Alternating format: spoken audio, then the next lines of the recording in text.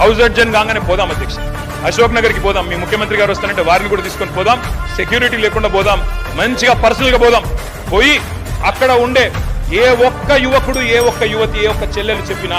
ఒక్క ఉద్యోగం అన్నా ఈ ప్రభుత్వం ఇచ్చిందని చెప్తే నేను అక్కడనే రాజీనామా చేసి వెళ్ళిపోతాను అధ్యక్ష. ఒక్క ఉద్యోగం రేవంత్ రెడ్డి గారి ప్రభుత్వం, కాంగ్రెస్ ప్రభుత్వం వచ్చినాక కొత్తగా ఇచ్చినాము అని ఏ ఒక్క యువతి గాని యువకుడు చెప్పినా నేను అక్కడే రాజీనామా చేసి రాజకీయ సన్యాసం తీసుకుంటా అధ్యక్ష. ఒక్కరు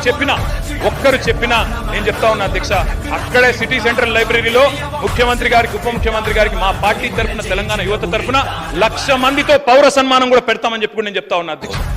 అధ్యక్ష మీరే చెప్పారు ఇక్కడ ఉన్నప్పుడు బట్టి విక్రమార్క గారు, గ్రూప్ 1 లో 1:100 పిలవండి, గ్రూప్ 2 లో మీరు ఇచ్చిన మాట ప్రకారమే 2,000 పోస్టులకు పెంచండి, గ్రూప్ 3 లో 3,000 పోస్టులకు పెంచండి, మెగా డిఎస్సి మీరే అన్నారు 25,000 ఉద్యోగాలు ఖాళీగా ఉన్నాయని, మెగా డిఎస్సి వేయండి, మీరే చెప్పారు జీవో 46 ఉద్యోగులకి, నిరుద్యోగులకి న్యాయం చేస్తారు.